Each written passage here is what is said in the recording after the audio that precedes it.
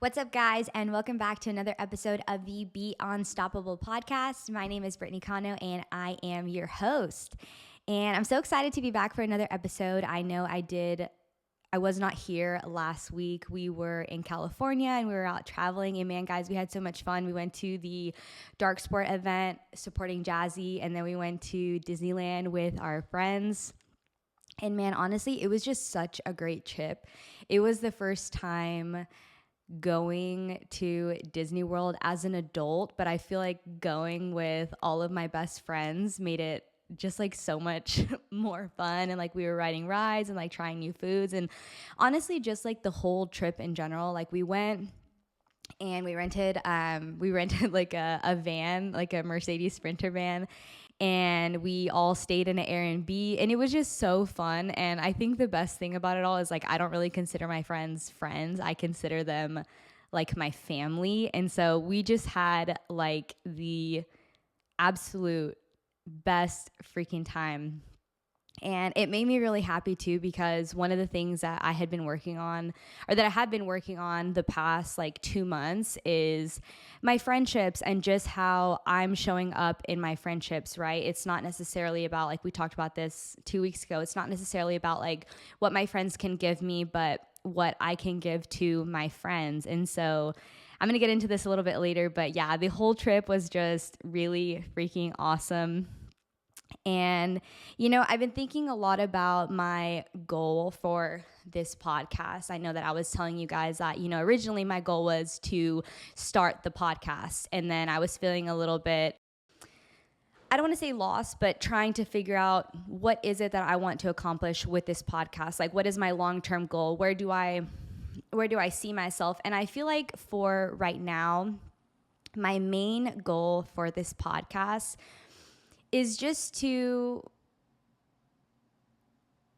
I just want to make people feel seen and heard, and like they are not alone, because I feel like that is truly something that I struggled with my whole life. And, like even now, sometimes like I do get in my own headspace and I feel, like, oh, like I'm not being seen or I'm not being heard. And I feel like just with, because there's no rules to these things. And I feel like with the podcast, like, I never come on here and expect to be perfect. I just come out here each time and I really just give it my best. And I feel like all in all, what it is it's like me going about my life and these different life experiences that I've gone through. And I'm just sharing with you guys my own perspective. I mean, at the end of the day, isn't that what kind of like everybody's doing, right? Because it's like, we all have our own beliefs and values that we grow up with, and all we're doing is sharing our story and sharing it our way in hopes, I guess to say like, in hopes to inspire other people to take action themselves. Because, I was talking to my friend Adri the other day that it takes so much courage to believe in yourself. Like I feel like especially when you're down or like you're just really going through it, it takes so much courage to believe in yourself. And it's so much easier for other people to believe in you. If you think about it, like think about how easy most of the time it is for you to believe in your friends. You're like, like I feel like this is a really good example. Like they're talking to you and they're like, man, I'm just like, I'm nervous. I don't know if I can do it. And you're like, what are you talking about? Like, you're a freaking rock star. Like, what are you telling me right now? But I feel like when you think about it in terms of yourself, right? Like even sometimes, like still, right? This is like my 5th podcast that I filmed, and is it ever going to go away? I don't know. I'm still in my head and I'm like, it doesn't really matter if I don't show up, and then I convince myself and I'm like, wait, no. We do not talk to ourselves like that. Of course it matters. Like your presence matters, but it's really hard and it takes so much internal work, and it's such an internal battle to get yourself to show up. What was I going to say? It's such an internal battle to show up. And I think that's why it's so important to me to share my story and share my perspective, because like guys, 5 years ago when I was really, really going through it, I didn't really have anywhere that I could turn. I didn't really have anyone that I could talk to. Like, I felt so alone. Like, I was just suffering in silence. Like, I had friends, and honestly, maybe they knew I was going through things, but maybe they didn't. You know, like, some people are so good at hiding things. And, you know, I feel like as I've kind of just gone about my own journey, it just makes me really have like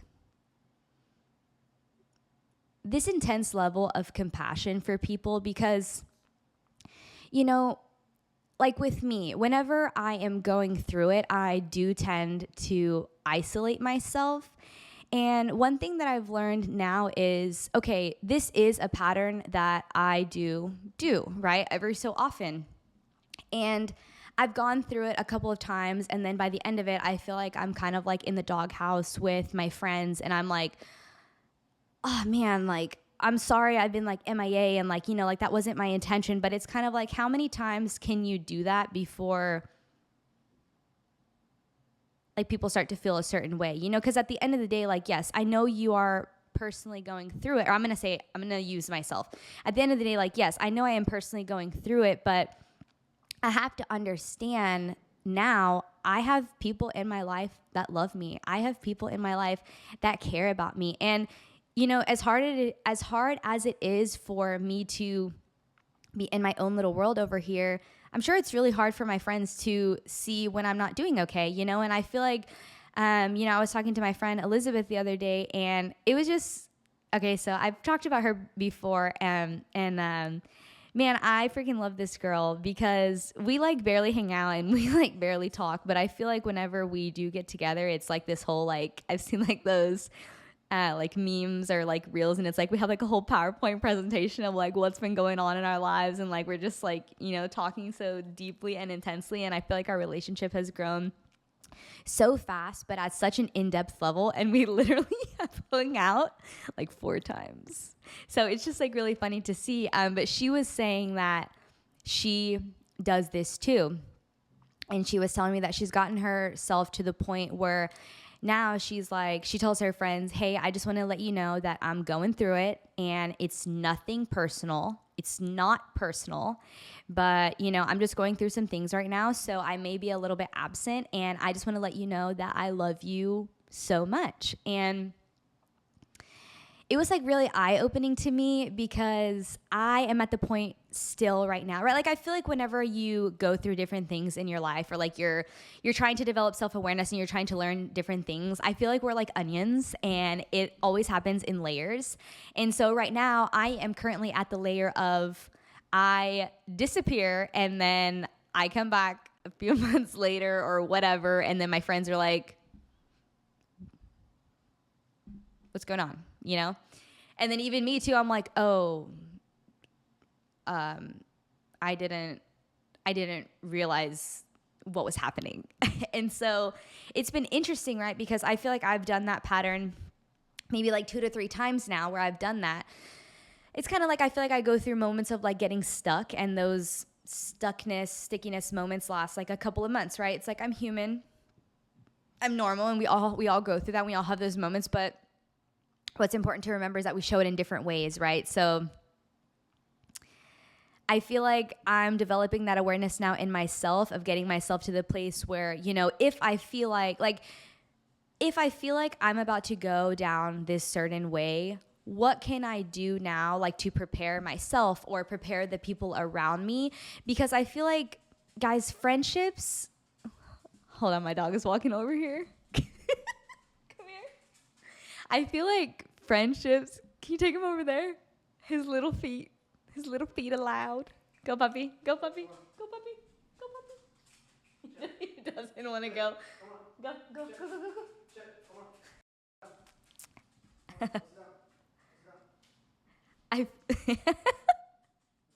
He's walking all slow. He wants to be over here.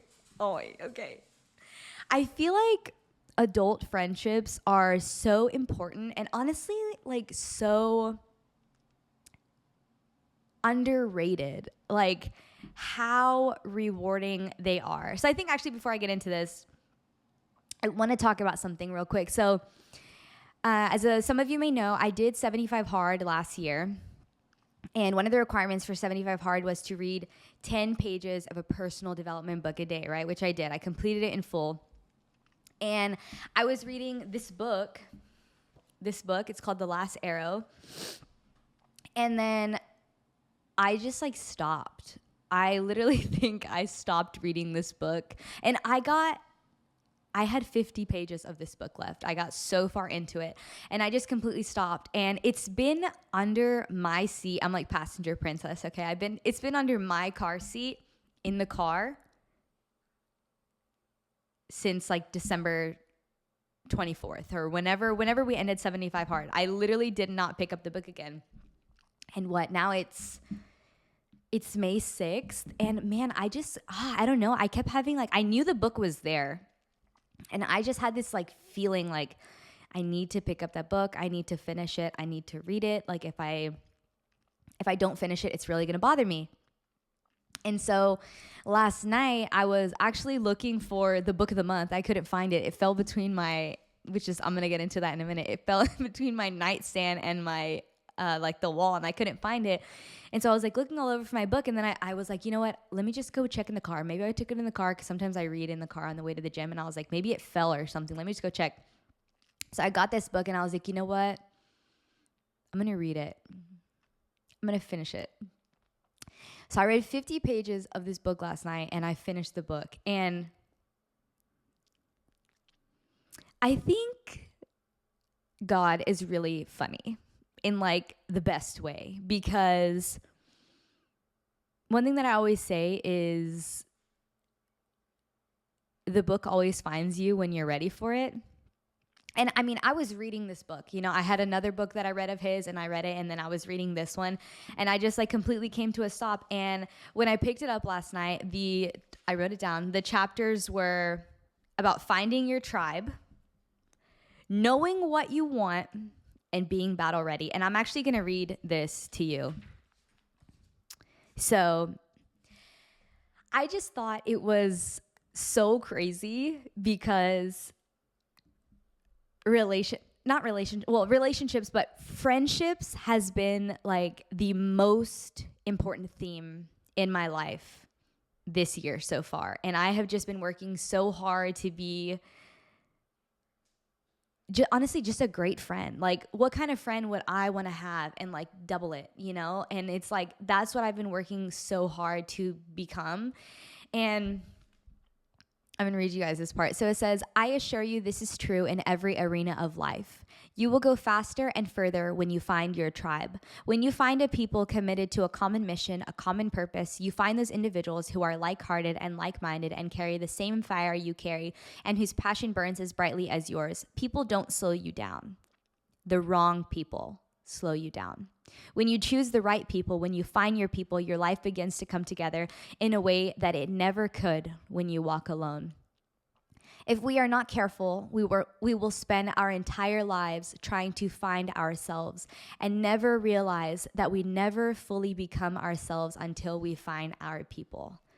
Just let that soak in. If we are not careful, we will spend our entire lives trying to find ourselves and never realize that we never fully become ourselves until we find our right people. Man, I could not tell you how true and just the depth of that statement is for me. Whenever I started my own journey of personal growth and personal work, it was all about me, I'm getting better. I have to do this. I have to do this to improve myself. And I like to say it's kind of funny because I feel like whenever you first learn about the ego is a very tricky thing. And whenever you first learn about it, you're like, oh, I don't use my ego. I know about the ego. I don't use my ego. And it's funny because you think you're not using your ego, but it's your ego has actually creeped in through the back door of your mind and is inflated, if that makes sense. And you're full on ego mode. You're an inflated version of yourself, and you will get out of that phase. But I just think it's funny. And that's definitely a phase that I personally went through at the beginning. And I used to just feel like I had to do it all. I had to know it all. I think it comes with like never really being like seen and feeling heard, that everything just kind of depended on me, myself, and I have to do it right. Like and it's like so much control. Like, I even feel like saying that, like, me, I have to do this. If I don't do this, nobody will. And it's like, guys, think about like when you're cleaning the house, right? Maybe you have a roommate, or maybe you're married, or, maybe you live with like your parents or something, and y'all are cleaning. Think about how long it takes you to clean like the whole house on your own. But think about how long it takes you when you're like splitting it up. You're like, okay, or like, your siblings, whatever. You're like, okay, I'm going to clean this. I'm going to take this half and you're going to clean this. And it's like so much easier. I know that's such a simple example, but I feel like, guys, sometimes we have to make it so simple. I feel like sometimes we just overcomplicate things to the max, when honestly, like, it's really not that serious, And I feel like finding your tribe, I feel like mine fell into my lap, and I feel like it's kind of funny, but I almost wonder like who I was when I attracted like my career into my life, and my, like my husband and my friends, because I felt like whenever I met them, I didn't feel deserving of all the things I have for a long time. But I think the beautiful thing is that I've grew into the person who felt that they were worthy of having all these people that I'm surrounded by. And it's such a beautiful thing, because I feel like, earlier I said, I don't even really consider my friends friends. I consider my friends family. Like, I feel like with some of my friends, I would take a bullet for them, and like, I trust them with my entire life. And it's such a beautiful thing to rest and know that someone's got you, and that you don't always have to control, and you don't always have to be the one that does it all or has it all together. Like, you can have a team, and just how he said, people don't slow you down.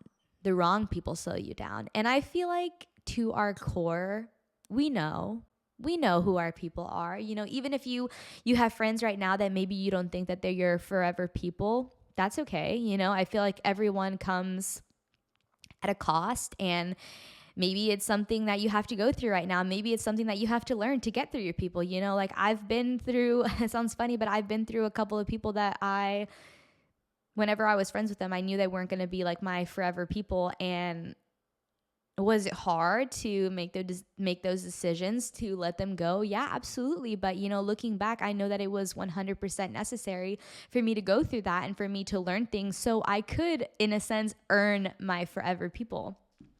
And yeah, I just wanted to share that, because I think it's such a beautiful teaching. And let's see, the next one I wanted to go to was, let me see, what is it?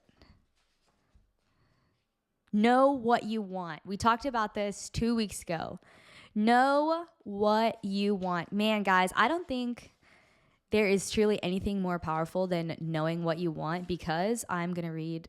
And let me tell you, when I was reading this book last night, the chapter literally says, know what you want. And I literally looked up at God, and I was like, you are so funny. Thank you. Oh, you are so funny. Thank you. Thank you for guiding me to pick up this book. So it says, what I learned from 20 years of indecisiveness is that you will either define yourself or be defined by others. You will either choose your life or live a life that was never meant to be yours. How you end is profoundly affected by how you begin. You never begin the journey of creating the life you want until you know what you want. It's only when you know what you want that you can say no to everything that wants you. I've seen it over and over again. You will never get what you want until you know what you want. And then this part right here, let me go to it. So often you blame God for the life you have, but you do not know the life you want. Certainly, there is a dilemma here. The life you want may not be the life God wants for you. This is why the process must begin by loving God first. It is in loving God with all your heart and mind and soul that He begins to shape your passions. When God has your heart, you can trust your desires. His will is not a map, it is a match. He shows you the way by setting you on fire. You will know God's desire for you by the fire in you. The fire in you will light the way. Woo! When I tell you guys, oh my gosh, I just feel like I just get so powerful and just like so freaking pumped up because, man, guys, like these are all of the secrets to life. And like, you know, I have three books over here. If you're watching me on YouTube, you can see me right now. These are literally the secrets to life, the secrets to improving your quality of life immensely. And I want you to. I want to reread this part. 1 second. Let me go find it. Here it is. No. Okay, here.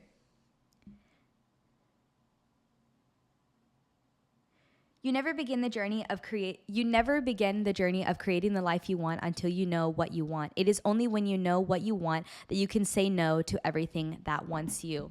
Guys, how freaking powerful is that? That you can say no to everything that wants you. Think about, I think this is like the easiest example that I could give. Think about a relationship example, right? Say you just get out of a bad relationship and it just didn't work out. And now you're healing, you're doing you, right? And I've talked about this before, how Lewis Howes used to say, like, every night he used to, like, say a prayer. He used to talk to God, and he used to, like, manifest, like, his wife and, like, all the characters and, like, the characteristics and qualities that his wife had, like, who she was, right? And, like, you know, like, her beliefs, her values, and different things like that. And, guys, think about, see, that's what he knew that he wanted. Think about if you don't know what you want. You're just healing and then you're just going about your way. Guys, things are gonna, like, let's use a guy, right? Girls are gonna show up. Whether you want them to or not, they're gonna show up, right? But are you willing to take whatever, like, are you just willing to take whatever you can get? I think that is so crazy, you know, because I've seen it apparent in relationships in my life. Like when I was in college and like I was dating different people, I had no idea what I wanted. I was just, you know, I got out of a relationship and then I was just kind of like emotionally destroyed. And then I would just kind of think I was healing, but I was really just shoving it down. And then, you know, I would get into like another relationship, right? And it's kind of like, well, you know, you think about it, if you keep doing that to yourself, eventually your problems that you're shoving down are going to want to come up. You know, I feel like sometimes we only have like this capacity and it's going to get to a point where your bag is going to get full and then it's going to be overflow and it's going to come out whether you like it or not. And you're going to have to deal with everything. And I just feel like how powerful could it be if you took a step back and decided, what kind of person do I want to date, right? What do I want to do for my career? What kind of friends do I actually want in my life? You know, what kind of home do I want? Guys, you can be so specific. You can be so specific with this. And, you know, I will say before I get to the next part of this book that I wanted to explain, I saw this guy talk 2 years ago at the Summit of Greatness. His name is Erwin McManus. And I read this book. We're going to stop right now? Okay.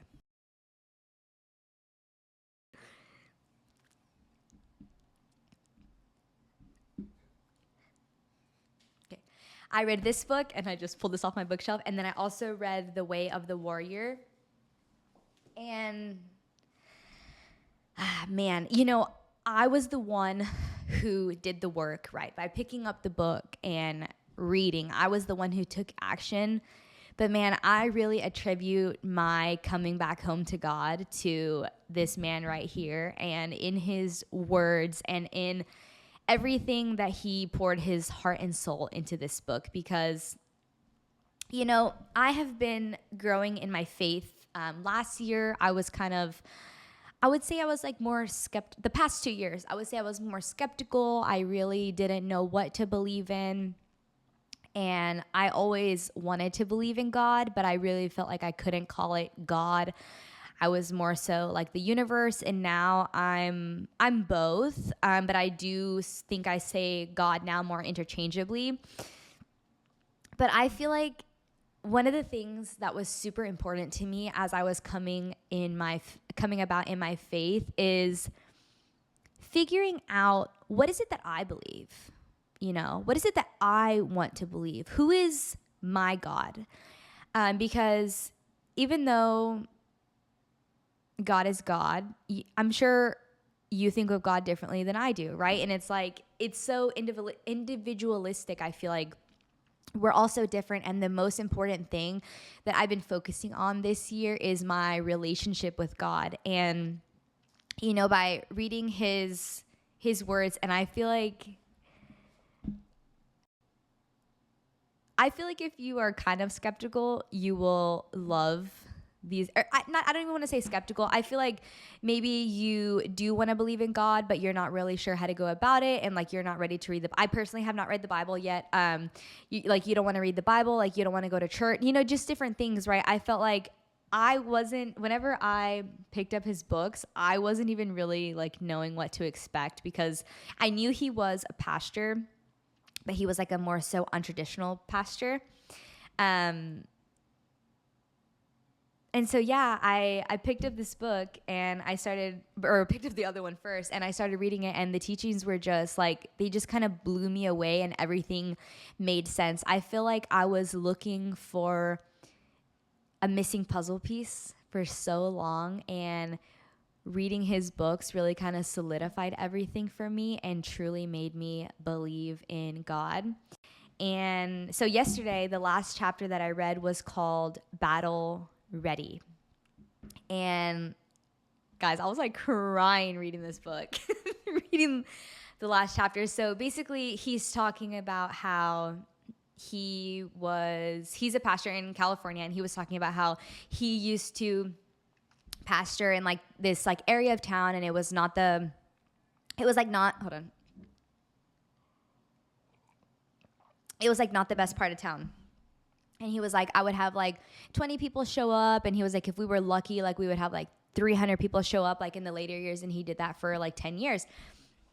And so he gets home one night, and he was like traveling for something, and he was supposed to go to this event. And I think all he was doing was like letting people into the door. Like he was just like showing people the way or something. And so he told his wife, he's like, hey, you know what?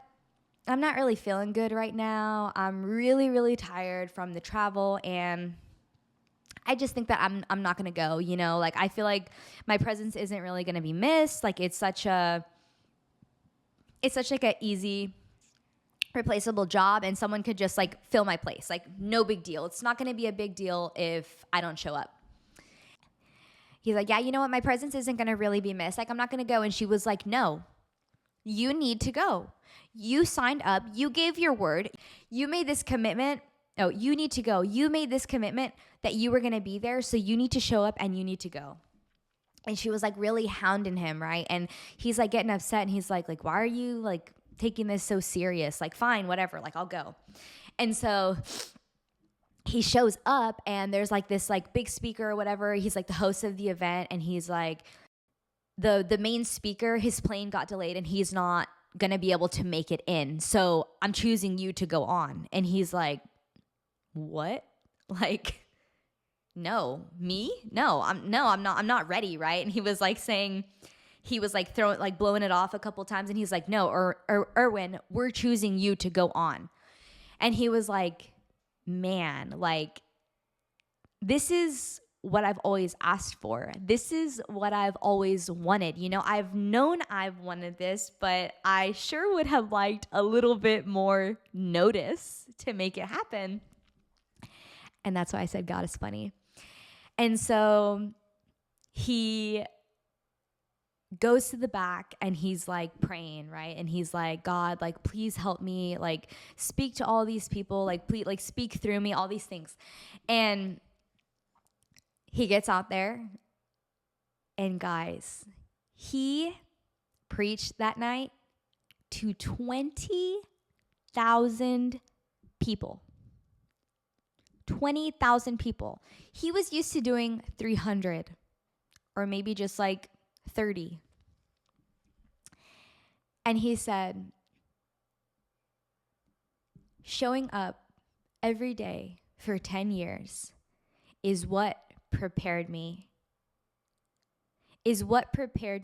to deliver, I'm going to say speech, is what delivered me to deliver that speech to all those people.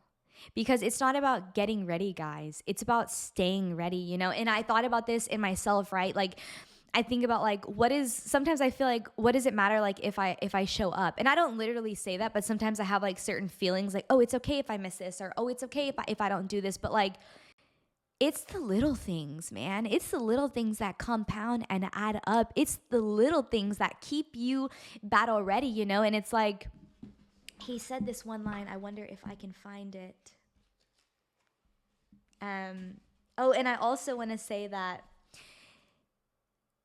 his wife told him before he was about to get on stage, I knew that you were going to be speaking tonight, and that's why I was like pushing you to get here.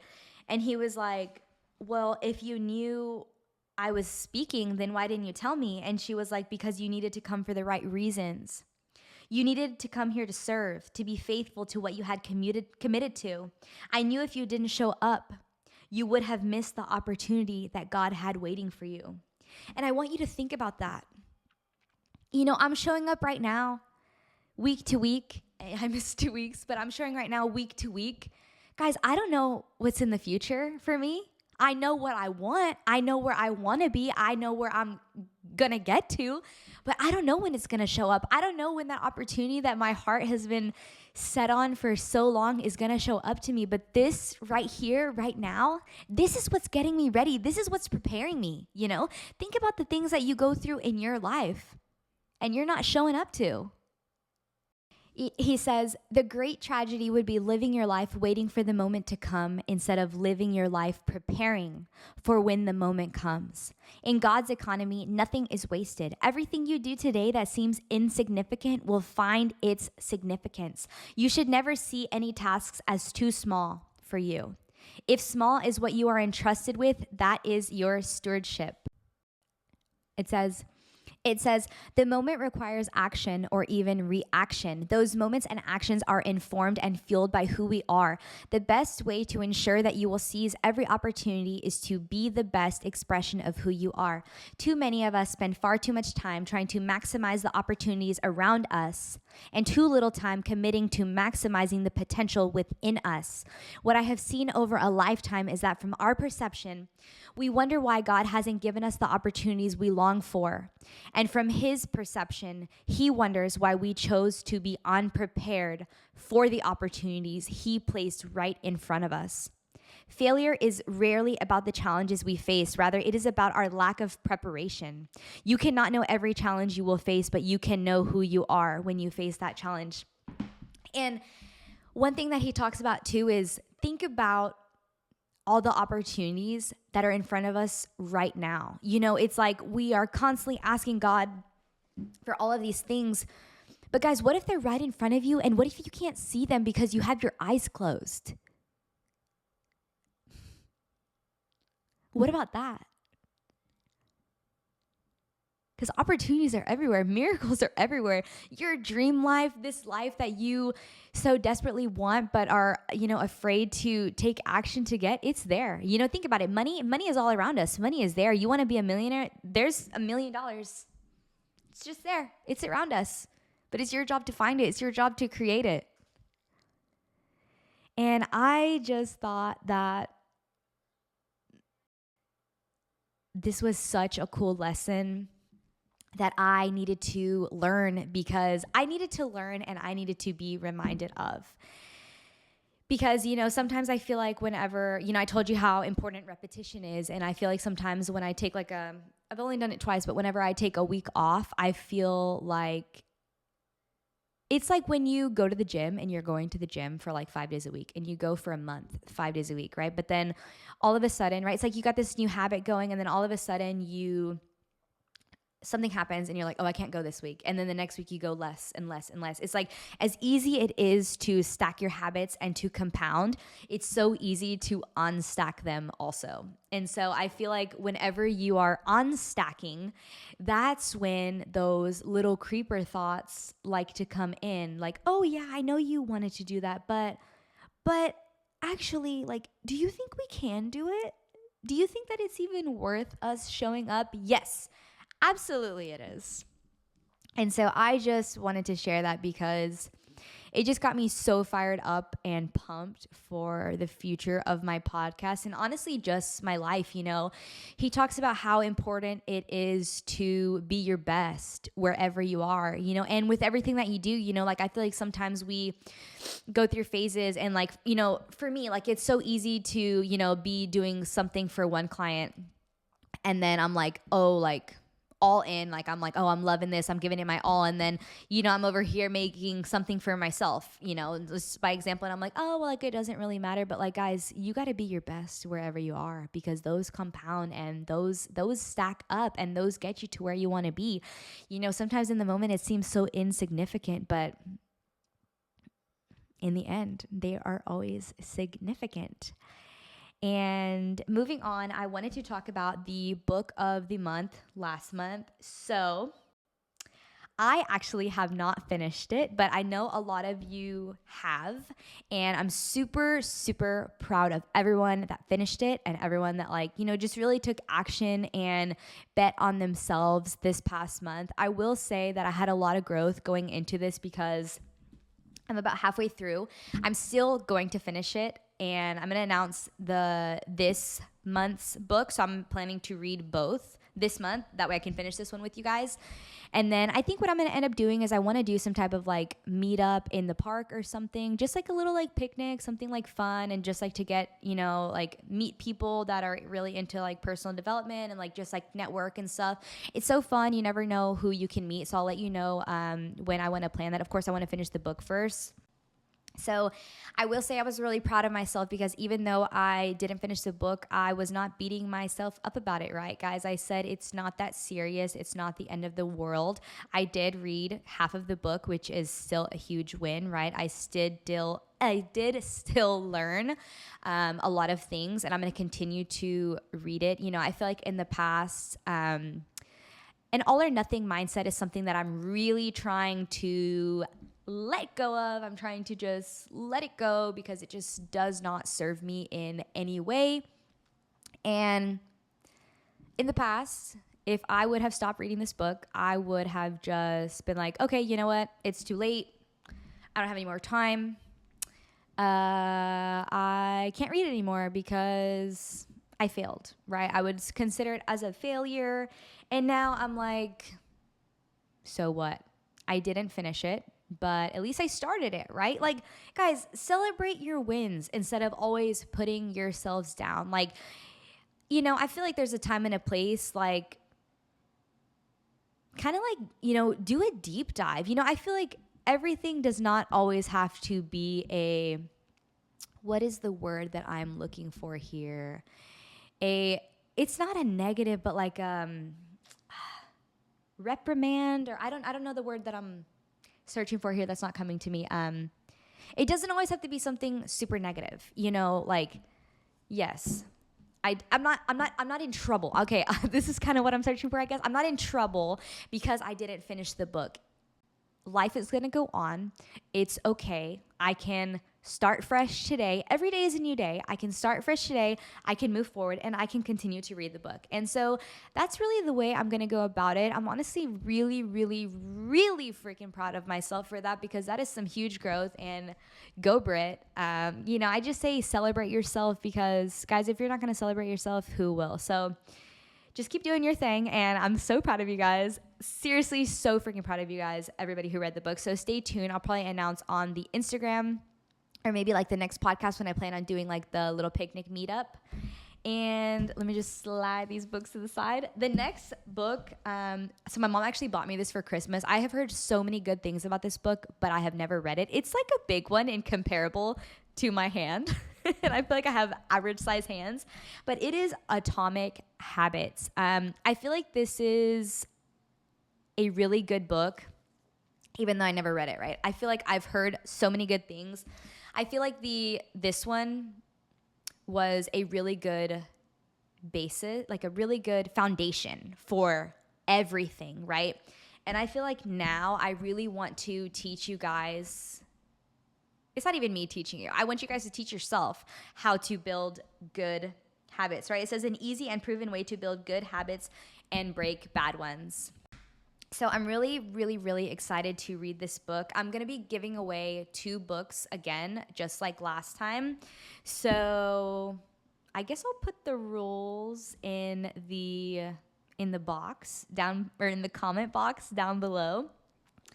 So yeah, I'm really excited. Discover the secret to results that last. So let's see what we get into Atomic Habits. You know, how I told you guys before, I feel like the main thing is just, you know, really improving and becoming the best version of yourself. And, you know, that doesn't happen overnight. It happens with time. It happens with consistency. It happens with showing up. You know, I've been on this journey for 3.5 years now, and by all means, I don't have it figured out. Am I a lot more better off than when I started? Heck yeah, I am. I'm a freaking rock star and I'm killing it. But man, I still have my days. You know, I still have my days where I don't show up how I want to, but everything compounds over time, and this is what I've ended up with, and I'm pretty happy with it. So I actually have something else that I am really, really excited to share with you guys. So a lot of you guys know I ran a marathon last year on June 4th. I sprained my ankle, and I was in a healing phase for like 4 to 5 months. I had tried to run a couple of times, but every time that I would go run, my ankle would just kind of, and it just wasn't really doing that great. It wasn't that strong. And if I am being completely honest, I have never said this on my, like, I talk a lot on my Instagram story, but I've never said it on my story, but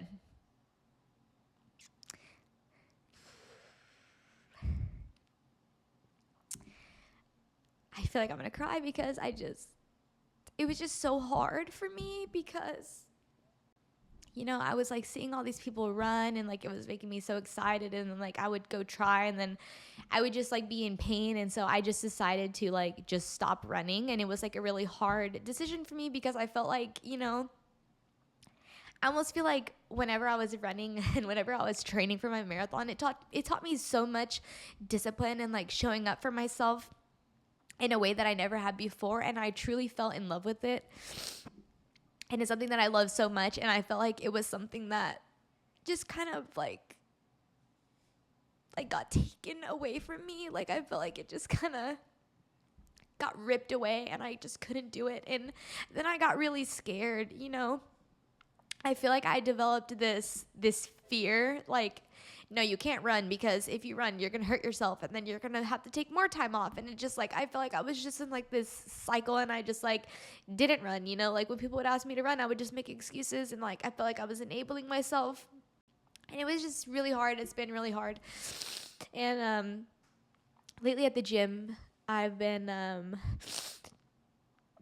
trying to run like a little bit here and there, obviously nothing crazy, but I'll just try to like run like a few laps like before my workout. And I feel like as simple and small, this goes back to what I was saying, as simple and small as it's been, I'm talking about like 3 little mini laps, I'm like, oh, okay, like I can do it.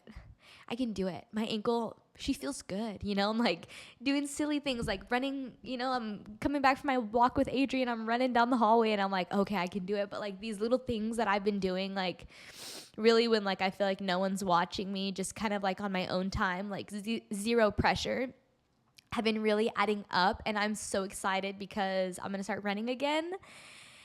And I don't know where this is going to take me. I'm not really putting any expectations or any pressure on myself. I'm just running for me right now. And I'm just really, really excited. And I wanted to share it because I felt like it's been such a long time coming. I feel like it's like a little comeback for myself. And that's something that I really wanted to celebrate with myself and like with you guys. So yeah, I'm really, really, really excited to be doing that. It's funny because I wrote this outline and I've said a lot of what's on the outline, but now I'm like going in all kinds of directions. It's like I'm still here, but you know, this is me not trying to be a perfectionist. I'm like, okay, what was the next topic that I wanted to go into? Which I don't know how I was gonna go into it, but I don't know. I guess I just want to say,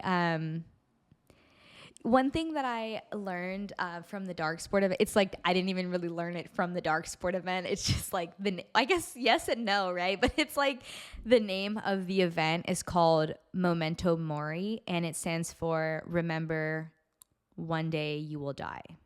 I think that's what it stands for. Remember One Day You Will Die. And I think death is such an interesting topic. We're not fully going into that. We're not fully going into death, okay, just so you know. But in the reverse, it's like living, right? Like being alive. And, you know, I feel like sometimes, even me, I feel like sometimes it's challenging to grasp your head around the thought of we only get one shot. One shot is all you've got. We're here, and then we're gone. And that's it. And, you know, it's funny because yesterday we had a shoot at this, it was like in this neighborhood or something, but it was this girl and she was hosting like, I think it's called Pour Tour or something. And she was teaching this class of like, it was like older people, a little bit like middle-aged people of like how to make like drinks, and they were making different drinks. And there was this guy and he was having a great time. And he was like pouring and he was like, you know, you're the same age as my daughter. And he was like, and something that I always tell her is you just got to live it up, man. Like you just got to have fun. We only get one chance here and then we're done. I don't even think he said it like that because that rhymed. I feel like this is kind of sidetracked, but I feel like I rhyme a lot. It's really funny. But yeah, like think about that. We get so caught up in our daily stuff of like, oh, this isn't going my way and this isn't going this. And it's like, oh, like I'm feeling stuck right now. And it's like, I'm feeling this. And like, sometimes I just think about like,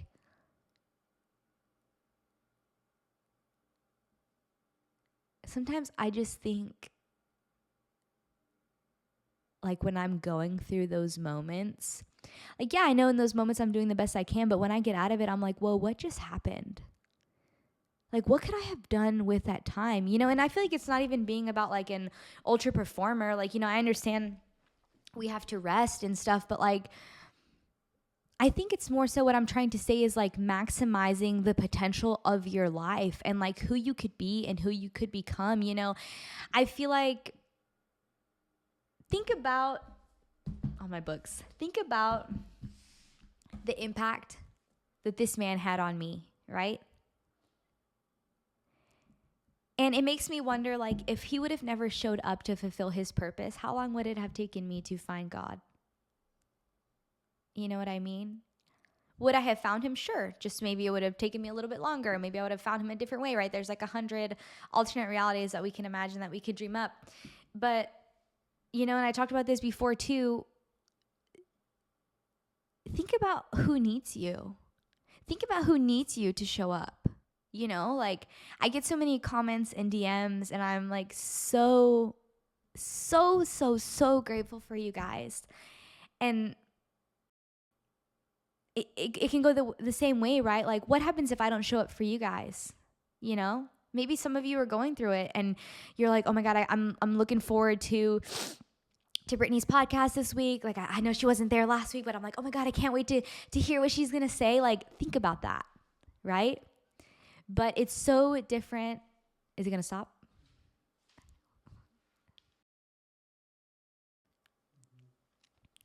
It's so different to think about it on the opposite side, right? Like when I'm over here and I'm over here like procrastinating, like, okay, like, let me just do this and this, and then maybe I'll get to my podcast, or maybe, no, maybe I'll film it tomorrow, right? Or, maybe, like, I'm going out of town, like, and this is me being completely honest with you guys, and, like, maybe I'm going out of town and, like, I don't want to get it done. Like, guys, think about who needs you to show up.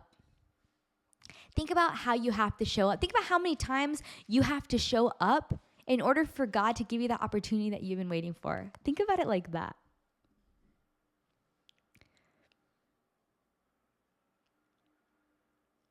And I just feel like, and it's a double-edged sword. It really is, because it's hard, by no means, I told you I'm really open with my struggles and, how much time and how much efforts and courage it has taken me to get to where I am. And, I feel like I'm always going to be open about that, because I want to make sure that you feel seen. I want to make sure that you feel heard. I want to make sure that it's going to be hard. But you ever think about, like, it really is true. I feel like so many of those little sayings that our parents teach us, and we're like, oh, whatever, mom, whatever, dad, like, they reign so, so true. It's almost like crazy. I feel like whenever you get into all of, like, this, like, deeper level of thinking, it's so simple to become everything you want to be, but it's not easy. Here comes my little squad. Hello. And I wanted to talk about that because I wanted to talk about, so as some of you, I don't know if you guys can see Chipper here. As some of you guys know, I obviously, like, love marketing. I do marketing for a few brands, and I was watching this documentary, maybe like during Christmas or something, but it was about, like, Coca-Cola. I think it was about Coca-Cola and Pepsi, or maybe it was just about Coca-Cola. But I wanted to talk about this because the guy who invented Coca-Cola, John Pemberton, it was in I'm like, have my notes, guys, okay? But you know what's funny is I have my notes that I cannot even read. Like, sometimes I'm like, okay, I need to type this out and not write it because I can barely read what I wrote down. I think it was in 1886 or 18 something like that. Let me see. Oh, yeah, okay, 1886. The inventor of Coca-Cola, John Pemberton, never realized the potential of the beverage that he created. And it was funny because they're actually, like, cutting the grass or doing something outside. So I'm just going to keep going, but, like, you guys can hear me. Perks of living in an apartment. So it says he never realized the potential of the beverage he created. And I want you to think about that. So it said that he was actually in the military, and hold on. Never realized the potential of the beverage that he created, which is honestly insane, right? Like, if you think about Coca-Cola, you see Coca-Cola everywhere. That is, like, the known soda. Sure, whatever, you're probably sitting here and you're like, yeah, I like Sprite, or I like Pepsi or Dr. Pepper. But I want you to just forget about that. I want you to think about Coca-Cola and think about the impact that Coca-Cola has had over the past, like, 100 years. He actually created Coca-Cola because he I don't know if he got dismissed or let go or something from the military because he got an injury, which is funny.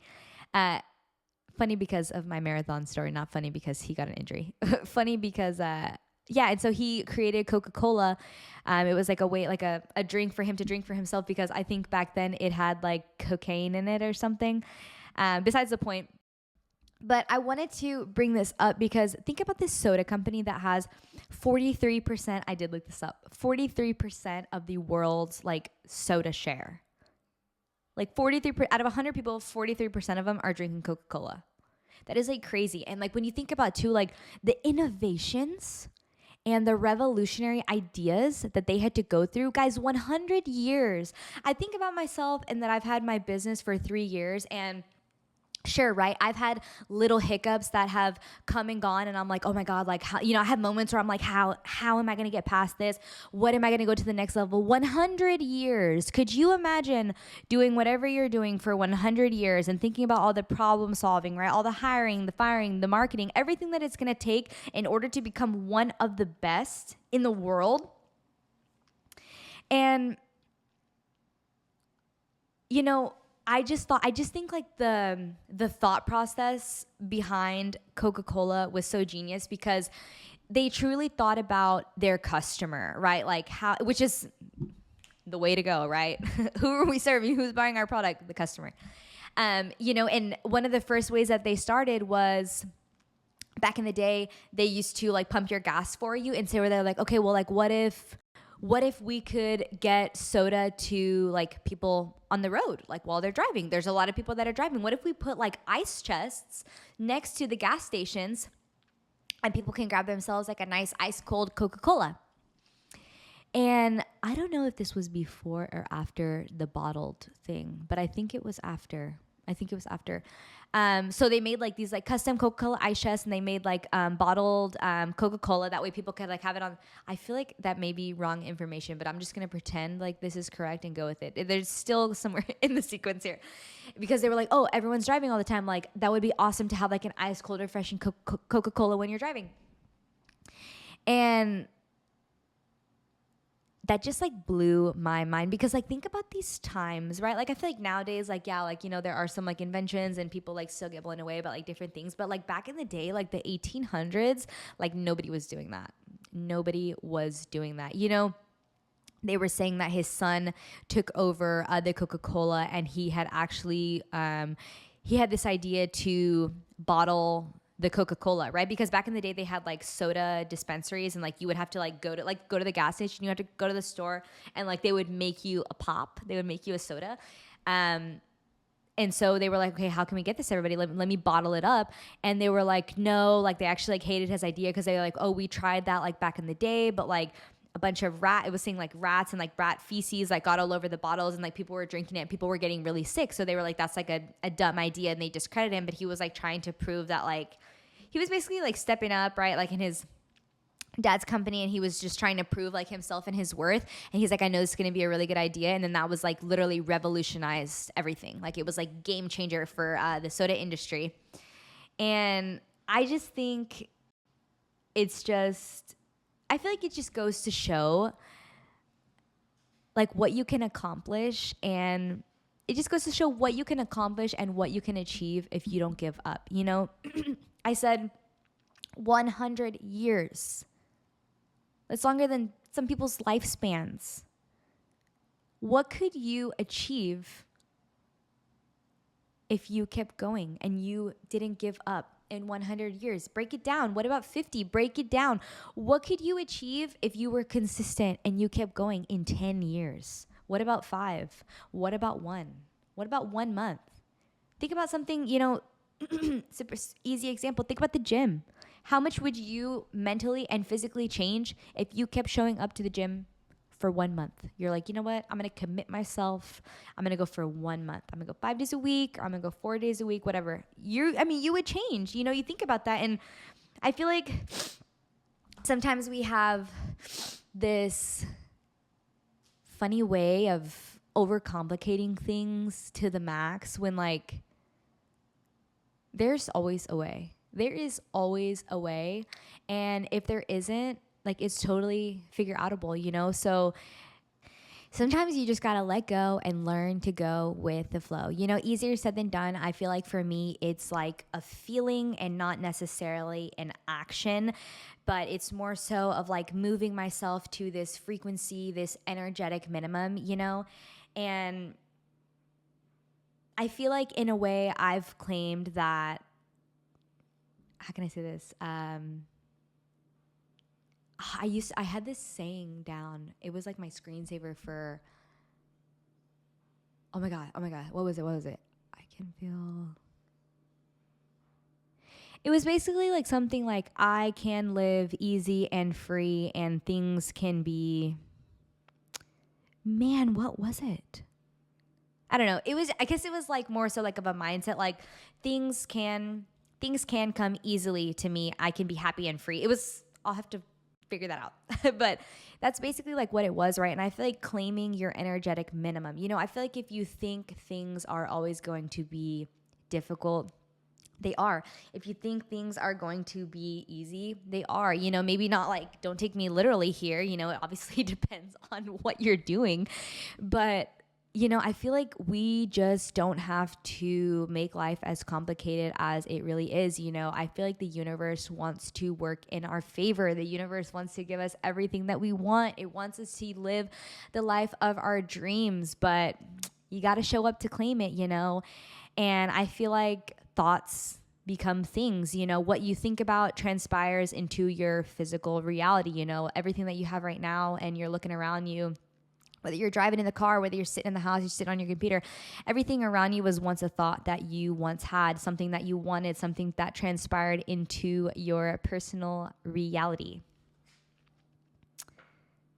And I think it's cool because one thing that is also, honestly, really big ups to my growth here lately, because one thing that I have really noticed lately is, a lot of times your thoughts are not you. And I feel like I have been doing a really good job of being an observer, which is really tricky because after the Atomic Habits, I'm going to have to find a book to help you guys understand this principle or this topic. Because I've read it before, but I can't remember where I read it or who told me about it, like what podcast or something. And basically, so we have our thoughts and we're thinking, but maybe those thoughts are negative, right? And sometimes we like are observing our thoughts, right? But remember how I told you earlier about the ego? So sometimes your ego will creep in through the back door, and even though you think you're observing it, it's not actually you anymore. It's your ego, because your ego slipped in through the back door, it's like, I hope you guys understand that reference, because I'm like thinking about it and it's a little bit, okay, I hope you guys understand that. So I feel like I've gotten really good about being an observer to my thoughts and catching myself, so like whenever, and without judgment, which is really important, because as soon as here we go. As soon as you're there thinking about your thoughts and you think that you're over here observing your thoughts, but you start to judge, boom, ego has slipped through the back door. There we go. That's a great example, because that's how it is, right? So being there with my thoughts, free from judgment, and I'm like thinking, and I'm like, whoa, girl. You do not have to think like that, because we can, because we're able, because we're capable, because we can do this, And man, I just feel like it has just been such a really cool feeling for me to get myself there, because I feel like before I would just spiral into oblivion, and now I'm just recognizing that these thoughts are not me. And I just feel like this is a beautiful reminder that you can let your mind control you, or you can learn to control your mind. And you know how you do that? By reading, by listening to podcasts, by opening up your mind to different things. And yeah, you know what I'm going to do? I think what I'm going to do is I'm going to get together like a book list for you guys, because I think that would be really cool. I know some of you are maybe fast readers, and maybe you just want to get ahead. Maybe you're like soaking in all this personal development stuff and you're like, oh my God, Britt, show me more, teach me way, light the way. So yeah, I'm going to do that for you guys, and that's going to be really fun. And that brings this podcast to an end, guys. Thank you so much for tuning in. I am so grateful, and I'm so thankful for you to share your time with me. As always, cheers to you, cheers to me. It's time to become everything we were meant to be. See you next Tuesday.